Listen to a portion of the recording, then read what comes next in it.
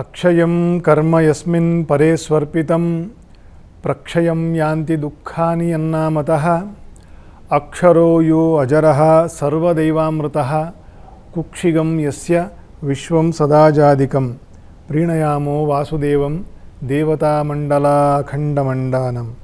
ಶ್ರೀ ಗುರುಭ್ಯೋ ನಮಃ. ಸುವರ್ಣವಾಹಿನಿಯ ಸಮಸ್ತ ವೀಕ್ಷಕ ಬಂಧುಗಳಿಗೆ, ನಾಡಿನ ಸಮಸ್ತ ಜನತೆಗೆ ಅಕ್ಷಯ ತೃತೀಯ ವಿಶೇಷ ದಿನದ ಶುಭಕಾಮನೆಗಳು, ಶುಭಾಶಯಗಳು. ಪ್ರತಿ ವರ್ಷ ಅಕ್ಷಯ ತೃತೀಯ ಅಂತಕ್ಕಂಥದ್ದಕ್ಕೆ ಬಹಳ ಮಹತ್ವವಾಗಿರ್ತಕ್ಕಂಥದ್ದು. ವರ್ಷಗಳು ಕಳೀತಾ ಅದರ ಪ್ರಾಮುಖ್ಯತೆ ಬೆಳೀತಾ ಇದೆ. ಅದರ ಪ್ರಾಮುಖ್ಯತೆ ಮೂಲದಲ್ಲಿ ಏನಕ್ಕೋಸ್ಕರ ಧರ್ಮಶಾಸ್ತ್ರಗಳಲ್ಲಿ ಇದರ ಆಚರಣೆ ಇತ್ತೋ ಆ ಪ್ರಾಮುಖ್ಯತೆಯು ಮಾಸಿ ಅದಕ್ಕೆ ಬಂದಿರತಕ್ಕಂಥ ಪ್ರಾಮುಖ್ಯತೆಯೇ ಬೇರೆಯಾಗಿದೆ. ಹಾಗಾಗಿ ಅದರ ಮೂಲ ಪ್ರಾಮುಖ್ಯತೆ ಏನಿದೆ ಅದರ ಒಂದು ಸಂಕ್ಷಿಪ್ತ ವಿವರವನ್ನು ನಿಮ್ಮೊಂದಿಗೆ ಹಂಚಿಕೊಳ್ಳಿಕ್ಕೋಸ್ಕರ ಕೂತಿದ್ದೇನೆ.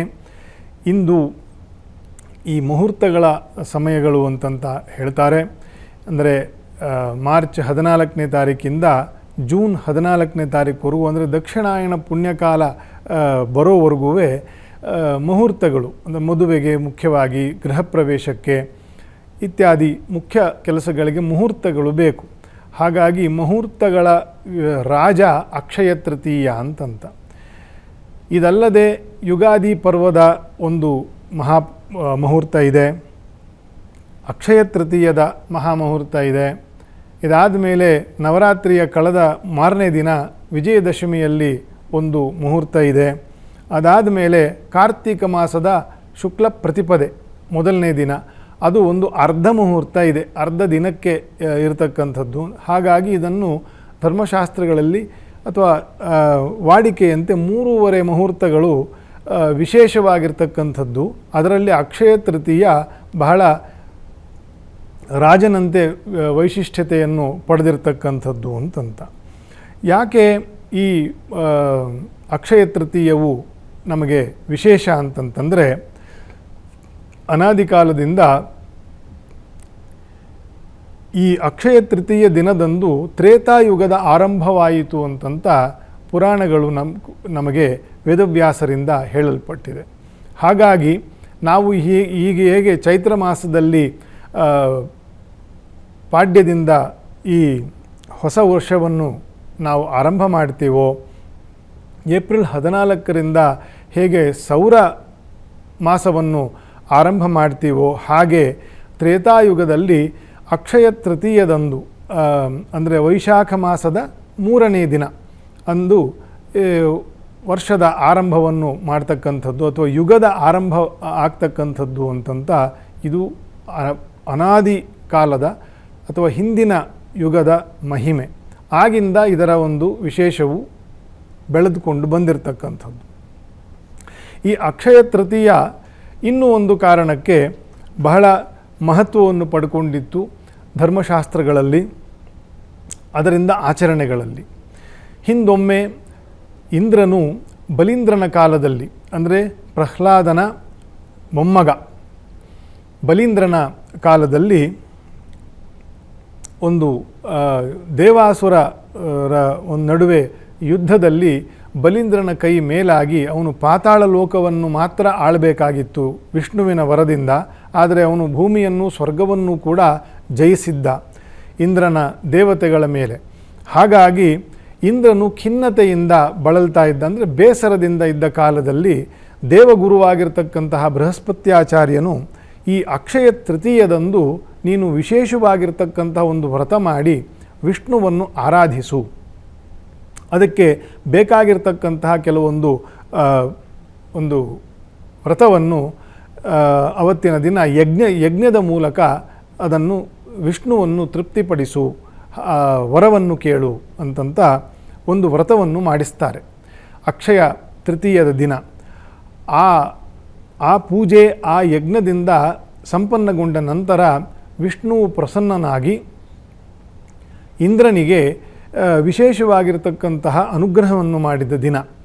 ಆಮೇಲೆ ಬಲೀಂದ್ರನೊಂದಿಗೆ ಪುನಃ ಯುದ್ಧವಾಗಿ ಬಲೀಂದ್ರನು ತನ್ನ ಲೋಕಕ್ಕೆ ಅವನು ವಾಪಸ್ ಹೋಗ್ತಾನೆ ಅಂತಕ್ಕಂಥದ್ದು. ಇಂದ್ರನು ಪುನಃ ತನ್ನ ವೈಭವಯುತ ಆಗಿರತಕ್ಕಂತಹ ಒಂದು ಪದವಿಯನ್ನು ಅನುಭವಿಸಿ ಲೋಕವನ್ನು ಪರಿಪಾಲನೆ ಮಾಡ್ತಾನೆ ಅಂತಂತ ಇನ್ನೊಂದು ಪದ್ಮಪುರಾಣದ ಆಖ್ಯಾನಗಳು ಬಂದಿದೆ. ಅದೂ ಕೂಡ ಈ ಅಕ್ಷಯ ತೃತೀಯದ ವಿಶೇಷದ ದಿನದ ಫಲವಾಗಿತ್ತು. ಐಶ್ವರ್ಯವನ್ನು ತಂದುಕೊಡ್ತಕ್ಕಂಥದ್ದು ಅಂತಂತ. ಇನ್ನು ಅದೇ ತ್ರೇತಾಯುಗದಲ್ಲಿ ಮುಂದೆ ಭೃಗುವಂಶ ಪ್ರದೀಪಕನಾಗಿ ಜಮದಗ್ನಿಯ ಮತ್ತು ರೇಣುಕೆಯ ಗರ್ಭದಲ್ಲಿ ಅವತಾರ ಮಾಡಿರತಕ್ಕಂತಹ ಶ್ರೀ ಪರಶುರಾಮ ದೇವನು ಇದೇ ಅಕ್ಷಯ ತೃತೀಯದಂದು ಅವತಾರ ಮಾಡಿದ್ನಂತೆ. ಹಾಗಾಗಿ ಅವನು ಹುಟ್ಟಿದಾಗಲೇ ಈ ಜಗತ್ತಿನಲ್ಲಿ ವಿಶೇಷವಾಗಿರ್ತಕ್ಕಂತಹ ಬೆಳಕು ಬಂತು ಅಂತಂತ ಶಾಸ್ತ್ರಕಾರರು ಹೇಳ್ತಾರೆ. ಅಂದರೆ ಈ ಜಗತ್ತಿನ ಅಂಧಕಾರವನ್ನು, ಅಂದರೆ ಪಾಪದ ದೋಷವನ್ನು ತೊಡಿತಕ್ಕಂಥವನು ಪರಶು ಅಂತಂತ ಹೆಸರು. ಪರಶು ಅಂದರೆ ಆಯುಧವೂ ಹೌದು, ಕತ್ತಲನ್ನು ಕತ್ತರಿಸಿ ಹಾಕ್ತಕ್ಕಂಥದ್ದು ಅಂತಕ್ಕಂಥದ್ದು ಕೂಡ ಪರಶುವಿಗೆ ಇನ್ನೊಂದು ಅರ್ಥ. ಹಾಗಾಗಿ ಅವನು ರಾಮ. ಈ ಸೀತಾರಾಮನಿಗಿಂತ ಮುಂಚೆ ಇದ್ದವನು ಈ ಪರಶುರಾಮ. ಹಾಗಾಗಿ ರಾಮ ಅಂತಕ್ಕಂತಹ ಶಬ್ದ ಅದು ವೇದಕಾಲದ ಶಬ್ದ. ಅದಕ್ಕೆ ಘನತೆ, ಅದಕ್ಕೆ ಗೌರವ ಜಾಸ್ತಿ ರಾಮ ಶಬ್ದಕ್ಕೆ. ಸಾಂದರ್ಭಿಕವಾಗಿ ಹೇಳಿದ್ದಾಯಿತು ರಾಮನ ವಿಷಯವಾಗಿ. ಈ ಪರಶುರಾಮನು ಅವತಾರ ಮಾಡಿರ್ತಕ್ಕಂತಹ ಸಂದರ್ಭದಲ್ಲಿ ಈ ಲೋಕದಲ್ಲಿ ಇವತ್ತು ನಾವೇನು ನೋಡ್ತಾ ಇದ್ದೇವೆ, ಮಧ್ಯಪ್ರಾಚ್ಯದವರು ಇತ್ಯಾದಿ, ಇಸಾಯಿ ದೇಶದವರು ಇತ್ಯಾದಿ, ಆಫ್ರಿಕಾ ಖಂಡದವರು, ಈ ಚೈನಾ ದೇಶದವರು, ಇವರೆಲ್ಲ ನಾವಿವತ್ತು ಪ್ರಸಕ್ತ ಕಾಲದಲ್ಲಿ ಏನು ನೋಡ್ತಾ ಇದ್ದೇವೆ, ನಾನಾ ರೀತಿಯ ಜಗಳ, ಕದನ, ಯುದ್ಧಗಳು, ಸಿಡಿತ, ಬಾಂಬ್ ಉಪಕರಣಗಳು, ಇದನ್ನು ಹಾಕ್ತಕ್ಕಂಥದ್ದು, ಜನಾಂಗೀಯ ಕಲಹಗಳನ್ನು ಮಾಡ್ತಕ್ಕಂಥದ್ದು, ಇದನ್ನೆಲ್ಲ ನಾವಿವತ್ತು ಪ್ರತ್ಯಕ್ಷವಾಗಿ ನೋಡ್ತಾ ಇದ್ದೀವಿ ಈ ಕಲಿಕಾಲದಲ್ಲಿ. ಲೋಕವು ದಿನೇ ದಿನೇ ಇವತ್ತು ವಿನಾಶದ ಅಂಚಿಗೆ ಹೋಗಿ ನಿಂತಿದೆ. ಹೇಗಿದೆಯೋ ಹಾಗೆಯೇ ಈ ಪರಶುರಾಮನು ಅವತಾರ ಮಾಡಿದ ಸಮಯದಲ್ಲಿ, ತ್ರೇತಾಯುಗದಲ್ಲಿ, ಈ ಭೂಮಿಯಲ್ಲಿ ಇದೇ ರೀತಿಯ ದುಷ್ಟ ಕ್ಷತ್ರಿಯರ ಬಾಧೆ ಜಾಸ್ತಿ ಆಗಿತ್ತು. ಕ್ಷತ್ರಿಯನು ಯಾರು ಅಂತಂತಂದರೆ ಧರ್ಮಜ್ಞೋ ನಿಪುಣಃ, ವೇದಶಾಸ್ತ್ರ ಪಾರಂಗತಃ, ಈಶ್ವರ ಭಕ್ತಿಶ್ಚ, ಶೌರ್ಯ ಪ್ರತಾಪವಂತಹ, ಜನರನ್ನು ರಕ್ಷಣೆ ಮಾಡ್ತಕ್ಕಂಥವನು, ಈಶ್ವರನಲ್ಲಿ ಭಕ್ತಿ ಇರತಕ್ಕಂಥವನು, ಬಾಹುಬಲದಿಂದ ಈ ಎಲ್ಲವನ್ನು ಸಾಧನೆ ಮಾಡಿಕೊಂಡು ಜಗತ್ತನ್ನು, ಆ ಲೋಕವನ್ನು, ತನ್ನ ವಲಯದ ರಾಜ್ಯಗಳನ್ನು ಧರ್ಮದಿಂದ ರಕ್ಷಣೆ ಮಾಡ್ತಕ್ಕಂಥವನು ಕ್ಷತ್ರಿಯ ಅಂತಂತ ಶಾಸ್ತ್ರದಲ್ಲಿ ಹೇಳಿರ್ತಕ್ಕಂಥದ್ದು. ಇದೆಲ್ಲದಕ್ಕೂ ವಿರುದ್ಧವಾಗಿರ್ತಕ್ಕಂತಹ ಗುಣ, ರಾಕ್ಷಸೀಯವಾಗಿರ್ತಕ್ಕಂತಹ ಗುಣ ಕ್ಷತ್ರಿಯರಲ್ಲಿ ಕಾಲಪ್ರಭಾವದಿಂದ, ಸ್ವಭಾವ ಸ್ವರೂಪ ಕಾರಣದಿಂದ ಅನೇಕ ರಾಜರು, ಬಹುತೇಕ ರಾಜರಿಗೆ ಬರೀ ದುಷ್ಟತನ. ಇವತ್ತು ಹೇಗೆ ನಾವು ನೋಡ್ತಾ ಇದ್ದೇವೆ, ದೇಶಗಳನ್ನು ಆಳ್ತಾ ಇರತಕ್ಕಂಥವರಲ್ಲಿ ತುಂಬಿರತಕ್ಕಂತಹ ಕ್ರೌರ್ಯ ಏನಿದೆ, ಅದು ಅವರಂತೆಯೇ ಇರತಕ್ಕಂತಹ ಜನರ ಮೇಲೂ ಪ್ರಭಾವ ಬೀರ್ತದೆ. ಅವರು ಕ್ರೂರಿಗಳಾಗ್ತಾರೆ. ಜನರು ಕ್ರೂರಿಗಳು ಆದಾಗ ಪಾಮರರು, ಸಾಮಾನ್ಯ ಜನರು ಅದರಿಂದ ಪೀಡಿತರಾಗ್ತಾರೆ. ಪ್ರಾಣಿ ಪಕ್ಷಿಗಳು ಸಹ ಪೀಡಿತರಾಗ್ತದೆ. ಆಗ ಜಗತ್ತಿನಲ್ಲಿ ಪಾಪದ ಬೇಗೆ ಜಾಸ್ತಿ ಆಗ್ತದೆ. ಆ ಪಾಪದ ಬೇಗೆ ಜಾಸ್ತಿ ಆದಾಗ ನದಿಗಳು ಹರಿಯುವುದನ್ನು ನಿಲ್ಲಿಸ್ತದೆ. ಮೇಘಗಳು ವರ್ಷ ಋತುವಿನಲ್ಲೂ ಕೂಡ ಸರಿಯಾದ ಮಳೆಯನ್ನು ಸುರಿಸೋದರಲ್ಲಿ ವಿಫಲವಾಗ್ತದೆ. ಸಮುದ್ರಗಳು ಕಾಯ್ದು ತನ್ನ ಮೇಲ್ಪದರವನ್ನು ಉಕ್ಕಿಸ್ತದೆ. ಸಮುದ್ರಗಳು, ಪರ್ವತಗಳು ಜರುಗ್ತದೆ. ಇದೆಲ್ಲ ನಾವು ಇವತ್ತು ಪ್ರತ್ಯಕ್ಷ ನೋಡ್ತಾ ಇದ್ದೀವಿ ಬಂಧುಗಳೇ. ಇದು ಯಾವುದು ಹೊಸದಲ್ಲ ಅಂತಂತ ನಾವು ಈ ಇವತ್ತಿನ ಪರಿಸ್ಥಿತಿಯನ್ನು ಮತ್ತು ಪರಶುರಾಮನ ಜಯಂತಿ ಅಂತ ಇವತ್ತು ನಾವೇನು ಹೇಳ್ತೇವೆ, ಆ ಒಂದು ಪರಶುರಾಮನ ವಿಷಯದಲ್ಲಿ ಇದೇ ಒಂದು ರೀತಿಯ ದುಷ್ಕಾಲ ಪ್ರಾಪ್ತವಾಗಿತ್ತು. ಅದಕ್ಕೆ ನಾನು ಇದನ್ನು ಒಂದಕ್ಕೊಂದು ಸಮೀಕರಣ ಮಾಡಲಿಕ್ಕೋಸ್ಕರ ಪ್ರಯತ್ನ ಮಾಡ್ತಾ ಇದ್ದೇನೆ. ಹಾಗಾಗಿ ಅಂತಹ ಸಂದರ್ಭದಲ್ಲಿ ಕ್ಷತ್ರಿಯರ ಆಗಬೇಕು ಅಂತಕ್ಕಂಥದ್ದು ದೇವತೆಗಳ ಅಪೇಕ್ಷೆಯಾಗಿತ್ತು. ಜಮದಗ್ನಿಯು ದೇವತಾ ಸ್ವರೂಪರು, ತ್ರಿಕಾಲಜ್ಞಾನಿಗಳು. ಅವರ ಗರ್ಭದಲ್ಲಿ ಶ್ರೀಹರಿಯು ಪರಶುರಾಮನಾಗಿ ಅವತಾರ ಮಾಡಿ ಅವರ ಅನುಗ್ರಹದಿಂದ ಈ ಕ್ಷತ್ರಿಯರನ್ನೆಲ್ಲ 21 ಬಾರಿ ಭೂಮಿಯನ್ನು ಪ್ರದಕ್ಷಿಣೆ ಮಾಡಿ ಎಲ್ಲೆಲ್ಲಿ ದುಷ್ಟರ ರಾಜ್ಯಗಳಿದೆಯೋ, ದುಷ್ಟರಿದ್ದಾರೋ ಅವ್ರನ್ನೆಲ್ಲರನ್ನೂ ಕೂಡ ಕತ್ತರಿಸಿ ಹಾಕ್ತಾನೆ. ನಾವು ಯೋಚನೆ ಮಾಡಬೇಕು, ಯಾವ ಬಾಂಬಿಲ್ಲ, ಯಾವ ಬೇರೆ ದಿವ್ಯ ಅಸ್ತ್ರಗಳಿಲ್ಲ, ಯಾವುದು ಆಟಮಿಕ್ ಎನರ್ಜಿ ಇಲ್ಲ, ಬರೀ ಒಂದು ಅವತಾರ ವಿಶೇಷ ಕೇವಲ ತನ್ನ ಪರಶುವಿನಿಂದ, ತನ್ನ ಬಾಹುವಿನಿಂದ, ತನ್ನ ಬಿಲ್ಲಿನಿಂದ, ಬರೀ ತನ್ನ ಇರವಿನಿಂದ, ಕೇವಲ ತನ್ನ ಗರ್ಜನೆಯಿಂದ ಭೂಮಿಯಲ್ಲಿ ಇರತಕ್ಕಂತಹ ದುಷ್ಟರನ್ನು ಸದೆಬಡಿತಕ್ಕಂತಹ ಸಾಮರ್ಥ್ಯ ಆ ಪರಶುರಾಮನದ್ದು. ರಾಮ ಭೃಗುದ್ವಹ ಸೂರ್ಜಿತ ದೀಪ್ತೆ ಕ್ಷತ್ರಕುಲಾಂತಕ ಶಂಭುವರೇಣ್ಯ ಅಂತಂತ ಮಧ್ವಾಚಾರ್ಯರು ಅವರನ್ನು, ಪರಶುರಾಮನನ್ನು ಸ್ತೋತ್ರ ಮಾಡ್ತಾರೆ. ಅಂತಹ ಪರಶುರಾಮನು ಸಜ್ಜನರ ರಕ್ಷಣೆಗೋಸ್ಕರ, ಭೂಮಿಯ ರಕ್ಷಣೆಗೋಸ್ಕರ, ಧರ್ಮದ ರಕ್ಷಣೆಗೋಸ್ಕರ, ಪರಿತ್ರಾಣಾಯ ಸಾಧೂನಾಂ ವಿನಾಶಾಯ ಚ ದುಷ್ಕೃತಾಂ ಧರ್ಮ ಸಂಸ್ಥಾಪನಾರ್ಥಾಯ. ದೇವರು ಯಾಕೆ ಈ ಲೋಕದಲ್ಲಿ ಇರ್ತಾರೆ ಅಂತನ್ನೋದಕ್ಕೆ 3 ಕಾರಣ. ಪರಿತ್ರಾಣಾಯ ಸಾಧೂನಾಂ, ಸಜ್ಜನರನ್ನು ಅವರನ್ನು ಸಂರಕ್ಷಣೆ ಮಾಡಬೇಕು. ವಿನಾಶಾಯ ಚ ದುಷ್ಕೃತಾಂ, ದುಷ್ಟ ಕೆಲಸಗಳನ್ನು ಮಾಡ್ತಕ್ಕಂಥವರು ಅವರ ದುಷ್ಟ ಕಾರ್ಯದ ಫಲದಲ್ಲೇ ಅವರನ್ನು ನಾಶ ಮಾಡ್ತಕ್ಕಂಥದ್ದು. ಧರ್ಮ ಸಂಸ್ಥಾಪನಾರ್ಥಾಯ, ಲೋಕದಲ್ಲಿ ಧರ್ಮಕರ್ಮಗಳು ಉಳಿದು, ಆಚರಣೆಗಳು ಉಳಿದು, ಪ್ರಕೃತಿಯು ಶಾಂತವಾಗಲಿ ಅಂತಕ್ಕಂತಹ ಈ 3 ಮುಖ್ಯ ಕಾರಣಕ್ಕೋಸ್ಕರ ಭಗವಂತನ, ಜಗದೀಶ್ವರಿಯ, ದೇವತೆಗಳ, ಗುರುಗಳ, ಪಾರಮಾರ್ಥಿಗಳ ಇವರೆಲ್ಲರ ಒಂದು ಸಂಘ ಅಥವಾ ಅವತಾರಗಳು ಈ ಭೂಮಿಯಲ್ಲಿ ಆಗ್ತಾ ಇರ್ತದೆ. ಹಾಗೆ ಆ 21 ಬಾರಿ ಈ ಭೂಮಿಯನ್ನು ಪ್ರದಕ್ಷಿಣೆ ಮಾಡಿ ದುಷ್ಟ ಕ್ಷತ್ರಿಯರನ್ನು ಸಂಹಾರ ಮಾಡಿ ಈ ಭಾರತ ಭೂಮಿಯಲ್ಲಿ ನಮ್ಮ ದಕ್ಷಿಣ ಭಾರತದ ಅದು ಅಗಮ್ಯ ಕಾನನ ರೂಪೇ, ಅದು ಮನುಷ್ಯರಿಂದ ಗಮಿಸಲಿಕ್ಕೆ ಆಗದೇ ಇರತಕ್ಕಂತಹ ದಟ್ಟಾರಣ್ಯ, ಅದಕ್ಕೆ ನಾವು ಇದನ್ನು ಗೊಂಡಾರಣ್ಯ ಅಂತಂತ. ಅದು ಉತ್ತರದಿಂದ ದಕ್ಷಿಣಕ್ಕೆ ಅದು ಸುಲಭವಾಗಿ ಬರೋಕ್ಕಾಗದೇ ಇರುವಷ್ಟು ದಟ್ಟವಾಗಿರ್ತಕ್ಕಂಥ ಅರಣ್ಯಗಳಿಂದ, ಅರಣ್ಯವಾಸಿಗಳಿಂದ, ಇಲ್ಲೂ ರಾಕ್ಷಸರುಗಳಿಂದ ತುಂಬಿಕೊಂಡಿರ್ತಕ್ಕಂತಹ ಒಂದು ಕ್ಷೇತ್ರ ದಕ್ಷಿಣ ಭಾರತ ಆಗಿತ್ತು. ಅಂತಹ ಸಂದರ್ಭದಲ್ಲಿ ಪರಶುರಾಮನು ಪಶ್ಚಿಮ ತೀರದಲ್ಲಿ ಬಂದು ತನ್ನ ಅನುಷ್ಠಾನವನ್ನು ಮಾಡಿ ಈ ತನ್ನ ಪರಶುವನ್ನು ತೊಳೆದಂತಹ ಜಾಗ ಪಶ್ಚಿಮ ತೀರ, ಅಂದರೆ ಇವತ್ತಿನ ದಕ್ಷಿಣ ಕನ್ನಡ ಅಂತ ನಾವೇನು ಹೇಳ್ತೇವೆ, ಕೇರಳ ಅಂತ ಇವತ್ತು ನಾವೇನು ಹೇಳ್ತೀವಿ, ಅವರು ಅಜ್ಞಾನಯುಕ್ತವಾಗಿ ಕೇರಳದವರು ಗಾಡ್ಸ್ ಓನ್ ಕಂಟ್ರಿ ಅಂತ ಹೆಸರಿಟ್ಕೊಂಡಿದ್ದಾರೆ.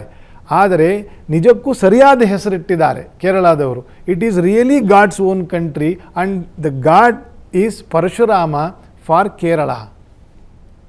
ಯಾಕಂದರೆ ಅಲ್ಲೇ ಆ ಗೊಂಡಾರಣ್ಯದಲ್ಲೇ ಆ ಸಮುದ್ರ ತೀರವನ್ನು ಒಂದು ಕಡೆಯಿಂದ ಸಮುದ್ರದಿಂದ ಅಲ್ಲಿ ಬರೋಕ್ಕಾಗಲ್ಲ, ಇನ್ನೊಂದು ಕಡೆ ಗೊಂಡಾರಣ್ಯವು ಜನವಸತಿ ಆಗದೇ ಇರತಕ್ಕಂತಹ ಒಂದು ಭೂಪ್ರದೇಶವಾಗಿತ್ತು.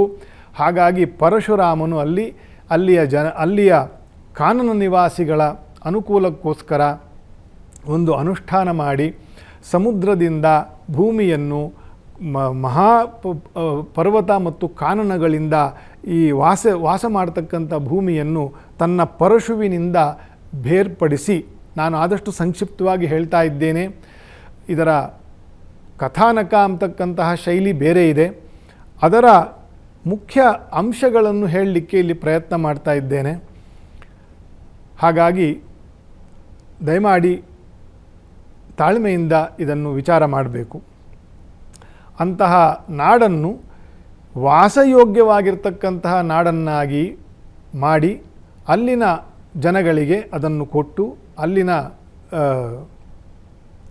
ಋಷಿಗೋತ್ರದ ಬ್ರಾಹ್ಮಣರಿಗೆ ಈ ಭಾಗದ ಭೂಮಿಯನ್ನು ದಾನವನ್ನು ಮಾಡಿದನಂತೆ. ಕಶ್ಯಪ ಋಷಿಗಳಿಗೂ ಇದು ಮುಖ್ಯವಾಗಿರ್ತಕ್ಕಂತಹ ದಾನವಾಗಿ ಬಂದಂತಹ ಭೂಮಿ. ಈ ಇಡೀ ಭೂಮಿಯನ್ನು ಕಶ್ಯಪ ಋಷಿಗಳು ವಾಮನಮೂರ್ತಿ ಭಗವಂತನಿಂದ ದಾನವನ್ನು ಪಡೆದಿದ್ದರು. ಮತ್ತು ಪರಶುರಾಮನಿಂದ ಕೂಡ ಈ ಭಾಗದ ಭೂಮಿಯನ್ನು ಸಪ್ತರ್ಷಿಗಳಿಗೂ ಕಶ್ಯಪ ಋಷಿಗಳಿಗೂ ಇದನ್ನು ದಾನವನ್ನಾಗಿ ಕೊಟ್ಟು ಇಲ್ಲಿ ವಾಸಯೋಗ್ಯವಾಗಿರ್ತಕ್ಕಂತಹ ಜೀವನವನ್ನು ಮಾಡಲಿಕ್ಕೆ ಅವಕಾಶವನ್ನು ಮಾಡಿಕೊಟ್ಟಂತಹ ಪರಶುರಾಮನನ್ನು ನಾವು ವಿಶೇಷವಾಗಿ ದಕ್ಷಿಣೇ ತೀರೆ ಶಾಲಿವಾನಶಕೆ ಬೌದ್ಧಾವತಾರೆ ರಾಮಕ್ಷೇತ್ರೆ ಅಂದರೆ ಪರಶುರಾಮ ಕ್ಷೇತ್ರೆ ಅಸ್ಮಿನ್ ವರ್ತಮಾನೆ ವ್ಯಾವಹಾರಿಕೆ ಅಂಥೇಳಿ ಇವಾಗಿನ ದಿನ, ಇವತ್ತಿನ ಸಂವತ್ಸರ, ಇವತ್ತಿನ ತಿಥಿ, ವಾರ, ನಕ್ಷತ್ರ ಎಲ್ಲ ಹೇಳ್ತಕ್ಕಂಥದ್ದು ಪ್ರತಿನಿತ್ಯ ಆ ತ್ರೇತಾಯುಗದಿಂದ ಇವತ್ತಿನವರೆಗೂ ಯಾಕೆ ನಮ್ಮ ದೇಶವನ್ನು ಸನಾತನ ಅಂತ ಹೇಳ್ತೇವೆ ಅಂತಂದರೆ ಇದೆಲ್ಲ ಮುಖ್ಯ ಕಾರಣಗಳು. ಇವತ್ತಿಗೂ ಕೂಡ ಸಂಕಲ್ಪದಲ್ಲಿ ಪರಶುರಾಮ ಕ್ಷೇತ್ರೇ ಅಸ್ಮಿನ್ ವರ್ತಮಾನೆ, ಯಾವಾಗಲೂ ಆಗೋಗಿರ್ತಕ್ಕಂತಹ ಪರಶುರಾಮನ ಕ್ಷೇತ್ರವನ್ನು ಇಂದಿಗೂ ಸ್ಮರಣೆ ಮಾಡಿಕೊಂಡು ಈಗ ವರ್ತಮಾನದಲ್ಲಿ ಇಂತಹ ಕಾರ್ಯಗಳನ್ನು ಮಾಡ್ತಾ ಇದ್ದೇವೆ ಅಂತಂತ ಸಂಕಲ್ಪ ಮಾಡ್ತಕ್ಕಂಥದ್ದು. ಹಾಗಾಗಿ ಇಷ್ಟು ವಿಶೇಷವಾಗಿರ್ತಕ್ಕಂತಹ ಅನುಗ್ರಹವನ್ನು ಮಾಡಿರ್ತಕ್ಕಂತಹ ಪರಶುರಾಮನು ಈ ಅಕ್ಷಯ ತೃತೀಯದಂದು ಅವತಾರ ಮಾಡಿದ್ದ ಕಾರಣದಿಂದ ದಕ್ಷಿಣ ಕನ್ನಡದಲ್ಲಿ ವಿಶೇಷವಾಗಿ ಮತ್ತು ಕೇರಳ ನಾಡಿನಲ್ಲೂ ವಿಶೇಷವಾಗಿ ನಾಳೆ ಅಕ್ಷಯ ತೃತೀಯದಲ್ಲಿ ಪರಶುರಾಮನೇ ನಿರ್ಮಿಸಿರ್ತಕ್ಕಂತಹ ಕೆಲವು ಮುಖ್ಯವಾಗಿರ್ತಕ್ಕಂತಹ ಈಶ್ವರ ಕ್ಷೇತ್ರಗಳು ಇವತ್ತಿಗೂ ಇದೆ. ಅದರಲ್ಲಿ ಒಂದು ಮುಖ್ಯವಾಗಿರ್ತಕ್ಕಂಥದ್ದು ನಮ್ಮ ಕನ್ನಡದ ನಾಡಿನವರಿಗೆಲ್ಲ ಉಡುಪಿ ಭಾಳ ಚಿರಪರಿಚಿತ. ಆ ಉಡುಪಿಯ ಶ್ರೀಕೃಷ್ಣನ ಸನ್ನಿಧಾನದಲ್ಲಿ ಮುಖ್ಯವಾಗಿ ಇರತಕ್ಕಂಥದ್ದು ಅನಂತೇಶ್ವರನ ಸನ್ನಿಧಾನ. ಆ ಅನಂತೇಶ್ವರನ ಮಹಾಲಿಂಗ ಏನಿದೆ ಅದನ್ನು ಪ್ರತಿಷ್ಠೆ ಮಾಡಿರ್ತಕ್ಕಂಥವನು ಈ ಪರಶುರಾಮ ದೇವ. ಇನ್ನು ಎಷ್ಟು ಪ್ರಾಚೀನವಾಗಿರ್ತಕ್ಕಂತಹ ದೇವಸ್ಥಾನ ಅಥವಾ ಕ್ಷೇತ್ರ ಆಗಿರಬೇಕದು. ಇಂತಹ ಹಲವಾರು ಈಶ್ವರ ಸನ್ನಿಧಾನವಾಗಿರ್ತಕ್ಕಂತಹ ವಿಷ್ಣುವಿನ ವಿಶೇಷ ಸನ್ನಿಧಾನ ಇರತಕ್ಕಂತಹ ಕ್ಷೇತ್ರಗಳು, ಕಲ್ಯಾಣಿಗಳು ಪರಶುರಾಮನ ಹೆಸರಲ್ಲಿ ಇವತ್ತಿಗೂ ಕೇರಳದಲ್ಲಿ ಮತ್ತು ಮಂಗಳೂರು ಪರ್ಯಂತ ಹಲವಾರು ಮುಖ್ಯ ಕ್ಷೇತ್ರಗಳಿದೆ. ಈ ಅಕ್ಷಯ ತೃತೀಯದಂದು ಅಲ್ಲಿ ಪರಶುರಾಮನ ವಿಶೇಷವಾದ ಪೂಜೆ. ಉಡುಪಿಯಲ್ಲಿ ಅವತ್ತು ಶ್ರೀಕೃಷ್ಣನಿಗೆ ಪರಶುರಾಮನ ಒಂದು ಅಲಂಕಾರವನ್ನು ಮಾಡಿ ಪೂಜೆ ಮಾಡ್ತಾರೆ ಪರ್ಯಾಯ ಸ್ವಾಮಿಗಳು. ಈ ರೀತಿಯ ವಿಶೇಷವಾಗಿರ್ತಕ್ಕಂತಹ ಹಿನ್ನೆಲೆ, ಅತ್ಯಂತ ಪ್ರಾಚೀನ ಸನಾತನವಾಗಿರ್ತಕ್ಕಂತಹ ಹಿನ್ನೆಲೆ, ದಾನವನ್ನು ಕೊಟ್ಟಂತಹ ತಾನು ನೋಡಿ ಅತ್ಯಂತ ಗಳಿಸಿದೆ ಹೊನ್ನು, ಚೆನ್ನಾಗಿ ಬದುಕಿದೆ ಗಳಿಸಿದೆ ಹೊನ್ನು ಎಂಬ ಹೆಮ್ಮೆ ಬೇಡೆಚ್ಚರಿಕೆ ಅಂತಂತಾರೆ ಕನಕದಾಸರು ಒಂದು ಕಡೆ. ನಾವು ಸಾಮರ್ಥ್ಯದಿಂದ ಧನಧಾನ್ಯವನ್ನು ಸಂಪಾದನೆ ಮಾಡ್ತೇವೆ, ಆದರೆ ಅದು ವಿಶೇಷ ಅಲ್ಲ. ಆ ಸಂಪಾದನೆ ಮಾಡಿದ್ದನ್ನು ಉಂಡು ಉಟ್ಟು 4 ಜನಕ್ಕೆ ಕೊಟ್ಟು ಬಿಡಬೇಕು. ತನಗಿಲ್ಲದೇ ಹೋದರೂ ತನ್ನ ಸಾಮರ್ಥ್ಯದಿಂದ ಮತ್ತೆ ನಾನು ಸಂಪಾದನೆ ಮಾಡ್ತೀನಿ, ಇಲ್ಲದವರಿಗೆ ಕೊಡುವುದಕ್ಕೆ ಧನ ಇರುವುದು ಅಂತಂತ ತಿಳಿಸಿದಂತಹ ದಿನ ಅಕ್ಷಯ ತೃತೀಯ. ಆದರೆ ಇಷ್ಟು ಸಂಕ್ಷಿಪ್ತವಾಗಿರ್ತಕ್ಕಂತಹ ಪೌರಾಣಿಕ ಹಿನ್ನೆಲೆ ಇರತಕ್ಕಂಥದ್ದು, ಸತ್ಯಭೂತವಾಗಿರ್ತಕ್ಕಂತಹ ಹಿನ್ನೆಲೆ, ಇದು ಇಂಗ್ಲೀಷಿನ ಮೈಥಾಲಜಿ ಅಲ್ಲ, ಇದು ನಮ್ಮ ಪೌರಾಣಿಕ ಇತಿಹಾಸದ ಒಂದು ಮುಖ್ಯವಾಗಿರ್ತಕ್ಕಂತಹ ಭಾಗ. ಸೊ ಇಂತಹ ಒಂದು ದಾನವನ್ನು ಕೊಟ್ಟ, ವಾಸಯೋಗ್ಯವಾಗಿ ಇರಲಿಕ್ಕೆ ಅನುಕೂಲವನ್ನು ಮಾಡಿಕೊಟ್ಟು ಅದನ್ನು ಜನರಿಗಾಗಿ ದಾನವನ್ನು ಕೊಟ್ಟಂತಹ ದಿನ ಅಕ್ಷಯ ತೃತೀಯ.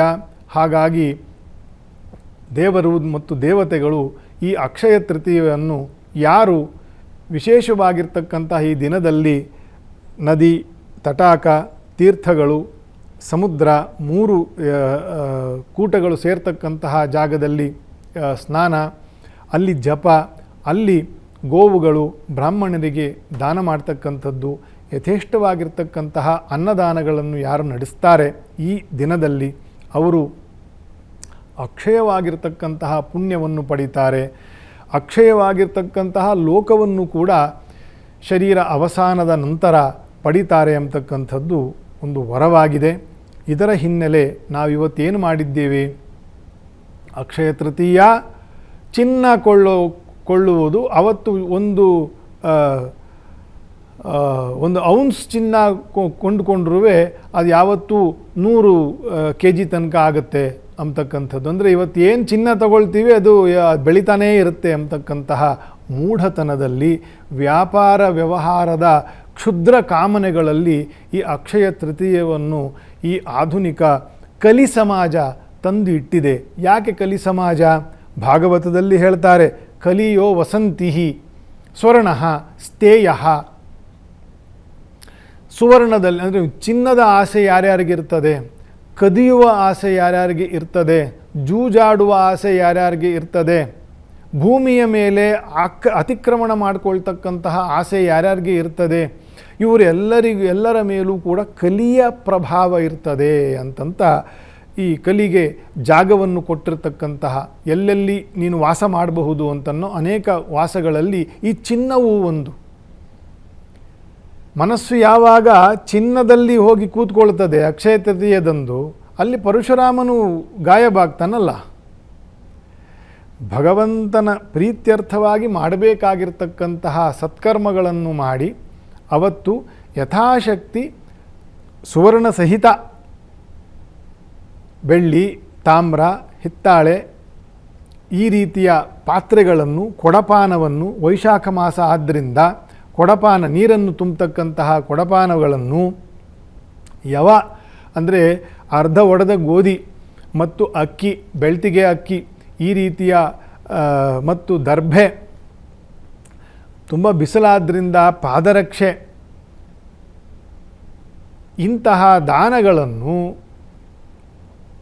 ಪರಶುರಾಮನ ಸ್ಮರಣೆಯಿಂದ ದಾನ ಮಾಡ್ತಕ್ಕಂತಹ ಒಂದು ಉದ್ದೇಶ, ಭಗವಂತನಿಗೆ ಪ್ರೀತಿಯಾಗಲಿ ಅಂತಂತ ಈ ಸತ್ಕರ್ಮಗಳನ್ನು ಮಾಡುವ ದಿನವನ್ನು ನಾವು ಚಿನ್ನವನ್ನು ಕೊಳ್ಳತಕ್ಕಂತಹ ದಿನವನ್ನಾಗಿ, ನಾವಂದರೆ ಅದಕ್ಕೆ ಆ ಥರ ವ್ಯಾಪಾರ ಮಾಡಿಬಿಟ್ಟಿದ್ದಾರೆ. ನಾವೆಲ್ಲ ಹಾಗಿಲ್ಲ, ನಮಗೆಲ್ಲ ಇನ್ನೂ ಅಷ್ಟು ಕೆಟ್ಟ ಕಾಲ ಬಂದಿಲ್ಲ.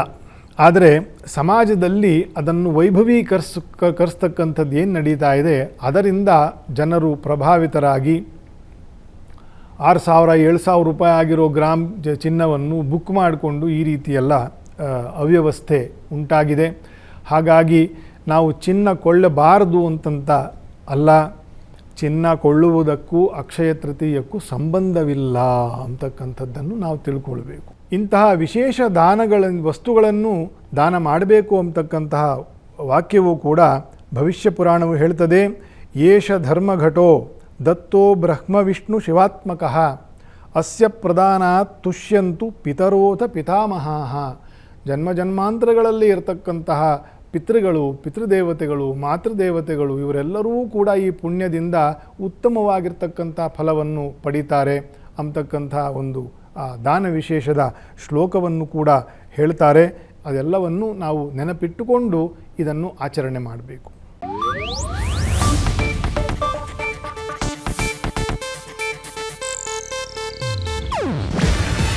ಇದು ಏಷ್ಯಾನೆಟ್ ನ್ಯೂಸ್ ನೆಟ್ವರ್ಕ್ ಪ್ರಸ್ತುತಿ.